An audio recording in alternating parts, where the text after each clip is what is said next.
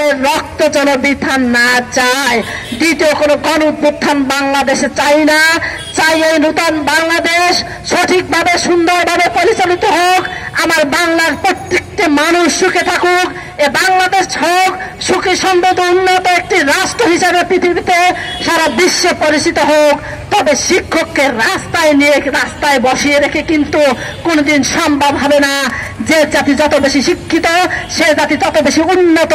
শিক্ষক যদি বসে থাকে রাস্তায়, তার মৌলিক অধিকার ন্যায্য অধিকার আদায় করতে এসে যদি শিক্ষককে খেতে হয় মার, মা বোনকে থাকতে হয় রাস্তায়, বিশ্ববাসীকে জানিয়ে দিলাম সে বাঙালি জাতি কিভাবে বিশ্ব মানচিত্রে মাথা উঁচু করে দাঁড়াবে।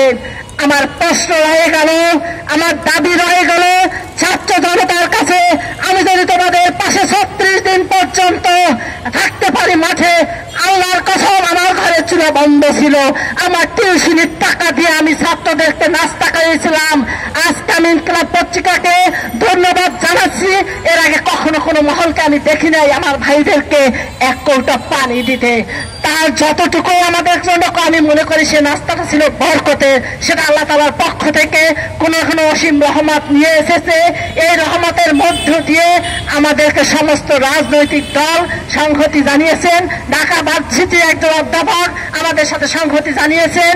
আমি ধন্যবাদ জানাই যে সমস্ত রাজনৈতিক দল, যে সমস্ত ছাত্র দল আমাদের সাথে সংহতি প্রকাশ করেছেন। আপনাদের ঋণ শোধ করতে পারবো না, কারণ আপনাদের সংহতি প্রকাশ দেখে আমাদের শিক্ষক ভাইদের আস্থা বেড়ে গেছে যে আমরা বোধহয় পেয়ে যাবো ইনশাল্লাহ আমাদের ফলাফল।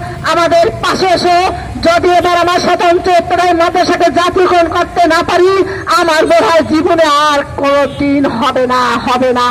কারণ প্রত্যেক সরকারি একটা না একটা তাল বাহানা করে বারবার আমাদেরকে প্রেস ক্লাব থেকে হারিয়ে দিয়েছেন।